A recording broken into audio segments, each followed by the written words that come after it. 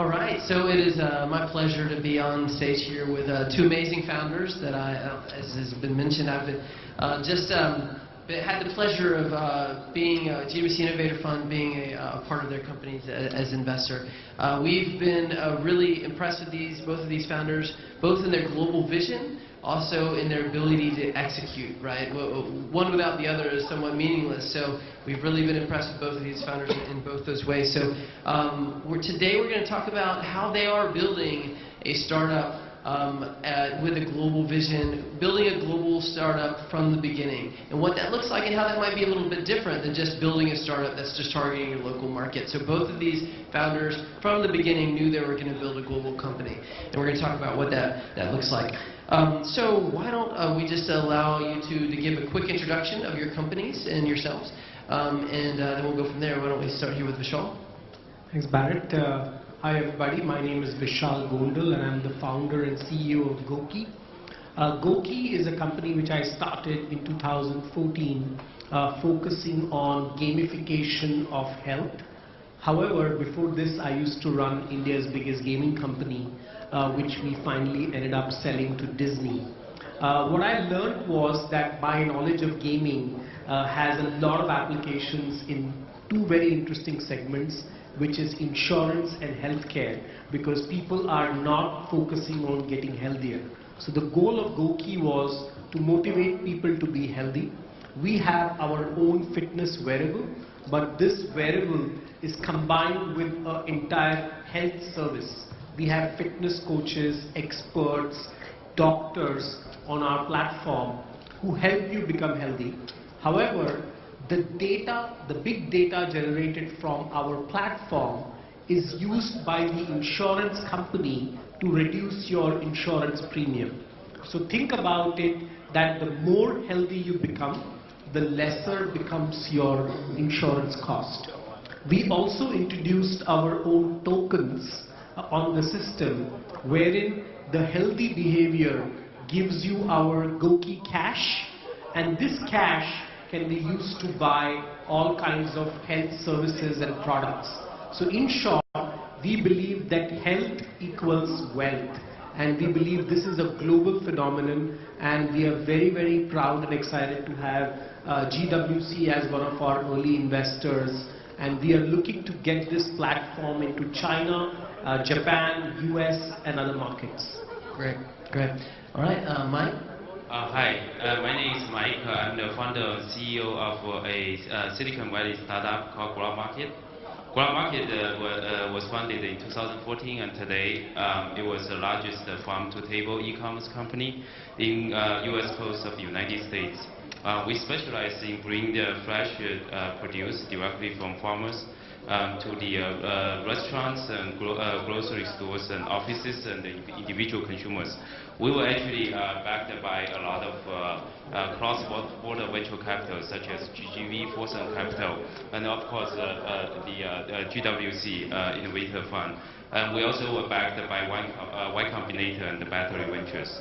The company is doing over $100 million annual revenue, and then we are actually a net profitable company. We actually did a year of cross-border business with we are actually the exclusive supplier of fresh organic dry fruits to Alibaba.com and JD.com. We're actually also going to do a lot of cross-border business with a bunch of retail giants in China, such as Wumei and YongGui.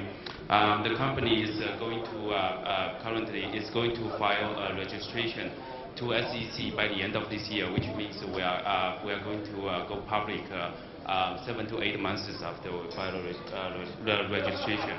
GrubMarket basically presents an opportunity by first generations Chinese immigrants in US that we believe that because in the past Chinese immigrants in US a lot of they face the glass ceilings in US investment world and the corporate world. So a lot of Chinese Americans or the first generation Chinese immigrants to America, they actually go back to China to build up a lot of big companies such as Meituan. But these generations of Chinese immigrants in US we believe we get stronger. We have ability to build a Fortune 500 company in U.S. and by become a domestic leader in U.S. consumer market, but also become a leader in global cross-border market. Thank you. Right on. So I'd say I've done pretty good. We've done pretty good. We got these two founders in our portfolio, right? I mean, I hope you guys heard some of this. They're looking to file IPO this year. $100 million GMV.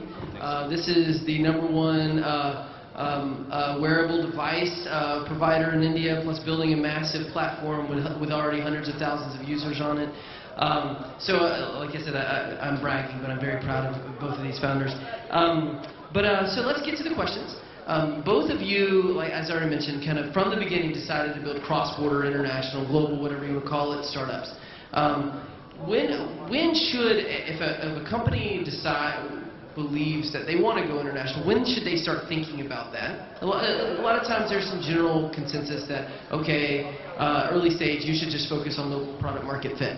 And therefore, you think about international later. Is that the right way to go about it? Or when should you think about international? And how is building your company at the early stages different if you want to build an international company versus just a local major player? Does it make sense? Let me start with Vishal. So I think the world has become a much smaller place, and internet users worldwide are all used to social networks, news, cab sharing apps, etc. So the consumer behavior has become very, very ubiquitous across the world. So it is very easy to adopt new technologies. In the past, you had the huge challenge of changing of behavior from different geographies. Today, everybody is on WeChat in China. In India, people are on WhatsApp. In the US, they are using another messaging service. So messaging has become ubiquitous. So now when you are thinking of business models, it is easier to take to other markets. And the second thing is the time to market has also reduced. So we started, in the past, your business would take 3 to 5 years to look at international expansion. But we started looking at international expansion in a matter of 1 to 2 years itself. So I think it is overall much faster, much easier to go global. Mm-hmm. Right on. And even for you, whereas at least in the beginning you were primarily focused on the Indian market, but you even registered your company in the U.S. because you were already ready to. Absolutely. I think you need to be in a. If you want to scale globally, you need to choose the geography correctly, and we think that the U.S. geography, especially from an IP perspective and from an IPO and an exit perspective, is right now one of the best places to be. And so, Mike, let's take that question to you. Is how is it different building a global company from at the early stages? What do you have to do differently than you might otherwise do as a typical startup? Yeah, I think it's actually easier for us to do a global company because especially doing a lot of cross-border business with China because I'm actually a Chinese citizen. So I think a lot of people actually the company is actually already starting building a business in China because we started to supply the Alibaba and JD.com. We're also going to supply more retail giants in China. So the company is actually in the edge of building up the office in China and then start to hire a general manager in China that can boost the Chinese business, our business in China. There's actually a famous, we always have a joke within the Chinese people in Silicon Valley that they're saying that we pretty much missed the last 20 years of the Chinese Americans in Silicon Valley pretty much missed the golden opportunities in China for the last 20 years. Mm-hmm. So we started to catch up, and then we think we are actually still the potential is still pretty big. We know the company can easily grow this cross-border business to $100 to $300 million within a year. If we have a right focus on that, because it can be a very fast-scaling business, also a profitable business. So I think we also are eyeing for Canada, basically starting the farm-to-table business model. But I think early-stage company, the different angle is we are more focused on profitability we are more like we are not as we don't have a lot of capitals like the Fortune 500 company does. But we are more focusing on profitability, and we have the natural connections with China, and So what's it like? You mentioned being a Chinese immigrant in Silicon Valley. Tell us a little bit what that's like, starting a company in Silicon Valley as a Chinese immigrant. I think it's right now it's a great time to do this kind of because in the past there are two things basically to talk about. I think these generations of Chinese Americans, we are very well educated, and then we got very successful career in the corporate world of Silicon startup big companies. We work in the best company. We have a career. Very successful career in the best software technology companies in Silicon Valley. So we have the ability to do extremely well, even if we funded a startup. And then we, as immigrants, we actually, if you notice, a lot of gigantic Silicon Valley startups, they were actually funded by immigrants, such as Intel was funded by Hungarian immigrants. And Chinese Americans actually present certain benefits, like certain strengths that we have the naturally we're more diligent, and we also have a stronger sense of the financial management and the operation management. So we can build business that into even for intensive cost, taking a lot of costs, we can still build a very profitable business. Therefore, we can rely on ourselves to our profit to grow. So I think and also like as we build up our business, we will actually present a bigger bridge between the U.S. and China in all kinds of relationships, and which we think of this company becomes a Fortune 500 company, and then we will have a lot of impact in Chinese and the U.S. as a bridge, to soften a lot of things that which is can help a lot of business and political relationships. Right on. So don't let Trump scare you away. You can still be very successful in the United States, even as an immigrant. And like you said, many, if not most, of successful tech companies were founded by immigrants. Very interesting, important point. Moving back to Vishal, and I want to build on this question about building a cross-border international startup a little bit more. How do you build your team? What do you look for? Or how do you build your team? What do you look for in the people you hire? And what kind of culture are you creating if you're building an international team versus like a pretty local team? So I think the way I look at startup teams is like the Avengers. We are looking for superheroes because we are expecting people to deliver extraordinary results, but in one area. So there would be a person who's really good at sales, but they may not be good at, let's say, team management. Or they may be a person who's very good at technology, but very poor in making presentations. So the idea is to get people who are super good, but then make them part of a team where they can make each other complementary. It's just like Hulk. While he's very powerful, he can get very angry. And while Iron Man is very smart, but he has a big ego. So similarly, we have people like this in our teams. But the goal is to make it the Avengers team and get the superheroes together. Similarly, even in China, we are looking to launch here, so we are looking at JV partners. But when we meet the partners, we tell them that we are looking to create an alliance with superheroes. So if there are any superheroes here, please connect with me on WeChat. Anything to add on building a team? I feel Vishal actually make a lot of great points. I think basically it's a combination. It's basically building with a lot of people who actually can do things like not just more than just what the CEO can do. The CEO cannot do everything. Basically, we need to hire people who can do a lot of things the CEO cannot do. Then it's going to build up a strong. So both of you, I mean, Vishal, you had this is a very big exit previously already, and then Mike, you went through YC. So both of you could have had your pick of investors, and I'm sure you had many investors trying to give you money. How do you go about choosing your investors? What should entrepreneurs think about when they're raising money? I think entrepreneurs often just think about, how do I raise money? They're not thinking about, who do I want on my team, because really when you get an investor, you're kind of marrying them for a long time. I mean, it's like a 10-year marriage, and I personally have already seen numerous companies that were pretty much ruined by their investors. Okay, so this happened. None of those investors were me, just to be clear. So how do you choose your investors?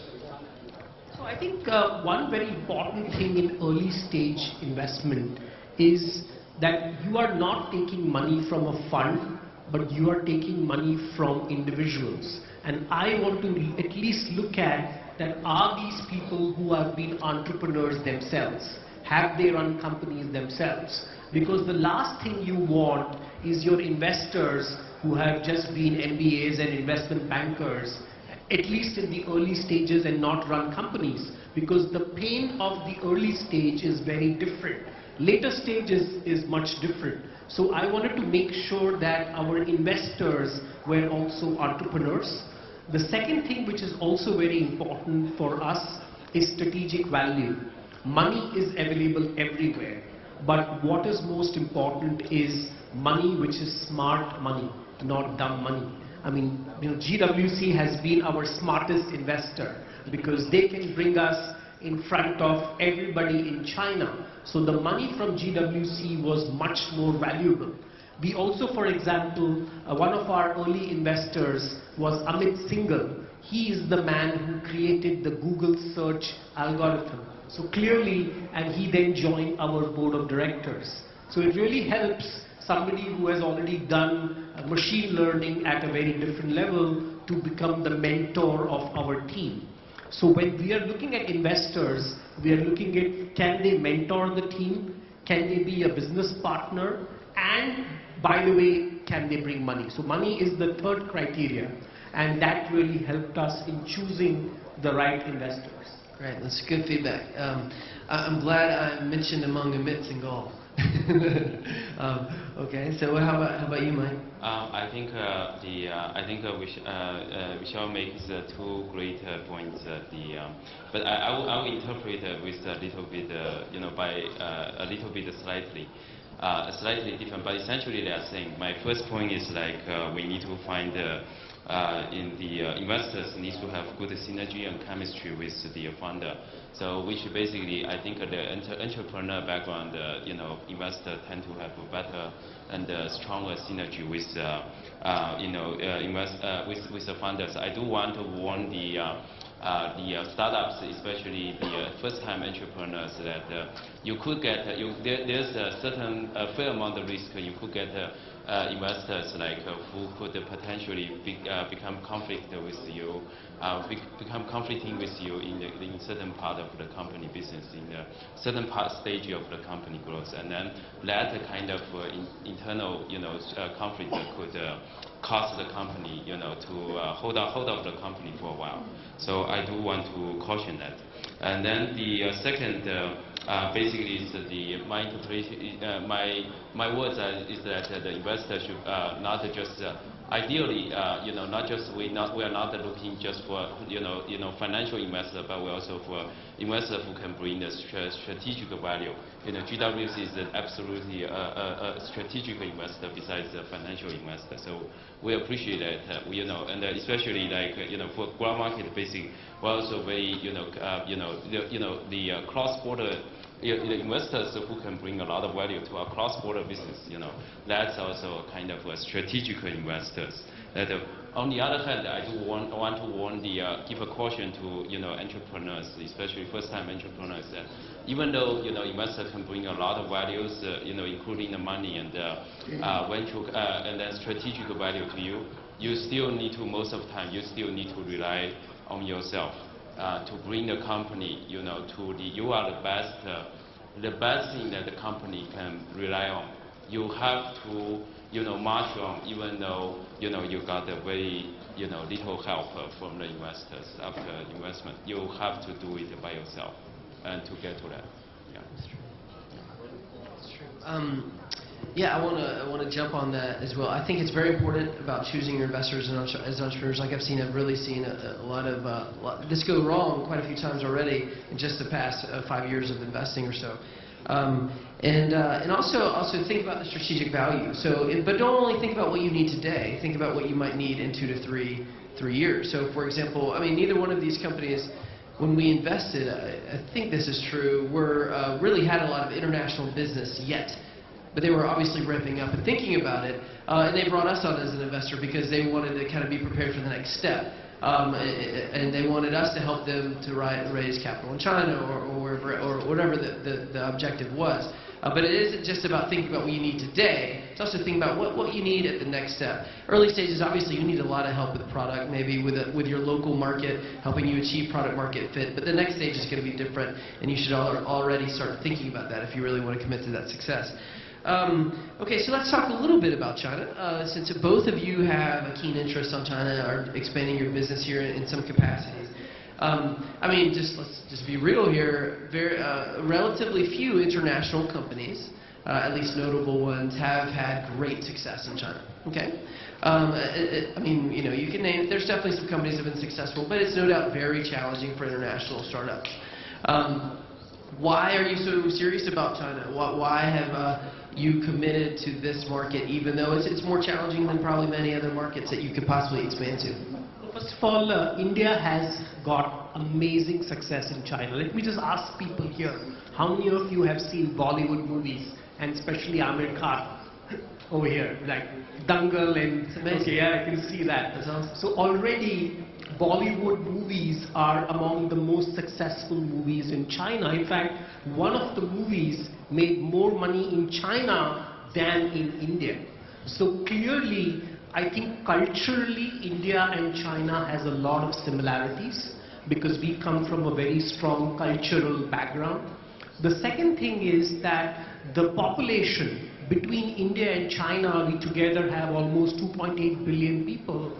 That's a huge percentage of the world, and we are already seeing many Chinese brands being very successful in India. I myself use the Xiaomi phone, and Xiaomi now is the #1 mobile smartphone manufacturer in India. Only a few years back, this position was held by Nokia and then Samsung. So clearly, Indian companies and Indian consumers are adopting to Chinese products and services. Especially with my company, on GOQii, we are focused on the healthcare problem and working with the insurance companies. And we know China has the similar healthcare problem like India, where the number of doctors are less, there is huge issues on diabetes, cancer, heart disease. India has the same problem. And already we just saw this week, Ping An Good Doctor is going IPO. And our model has a lot of similarities to that. So we believe that with the right partner in China, we could really work with them to create a much healthier world with both India and China being the leader as far as healthcare is concerned. Because we never had the infrastructure, so we will be able to leapfrog. Like in India, there was no internet, and now people directly have 4G internet. So that's how we leapfrog the technology. Similarly, we believe that many people who don't have access to good healthcare will directly go to the most advanced preventive healthcare with machine learning, AI, and all of that. And we believe that is going to happen here. Right. Okay, and what about you, Mike? Why is China so important? I think we talked a little bit in the beginning. So this question can be answered in 2 ways, 2 layers. The first layer is that China presents a bigger market to the U.S. market. If we look at the population, like Chinese population is 4 or 5 times of U.S. population. And and then if we look at I can share some average order size that we did with the U.S. and China customers. Our our largest customer who in US is Whole Foods. Our average order size with Whole Foods is about $10,000 an order. But our average order size with Alibaba is at least is about $150,000 an order. So that's a huge difference. So in China, in US, the population is relatively sparse. And in China, you actually can get to more customers than we can access in US. And then the second layer I want to address is that China, it's like US in about a few years ago, to 10 to 20 years ago, is in the trending of, because more and more Chinese people are getting richer. They are looking not just for delicious food, they are looking for healthier, delicious food. So it represents a great opportunity to us, because we specialize in providing the organic, healthy, wholesome food that not supplying to customers. So we think China, it's actually a great global, it's a great trending in China that people want to spend more money to buy healthier, organic food, made from California, certified by USDA organic, Especially the avocados are very good. The avocado. Exactly. Yeah. So we think these two layers are just, just my answer for this question. Let me shift a question for you, Mike, back to the U.S. Actually in the U.S., the delivery business, food delivery business is largely, there's been a few successes, but largely I'd say it's struggling, or has struggled. However, clearly, 100 million GMV looking to IPO, you have somehow overcome any of those challenges. What have you done differently that has allowed you to succeed while many others have failed? Yeah. I think we are actually latest. We actually entered this market. The company was founded much later than quite a few famous Silicon Valley startups who were backed by Sequoia Capital, Benchmark Capital, and a lot of very well-known U.S. capitals. But they are right now either are running out of business or just way behind trading us. I think the fundamental thing is,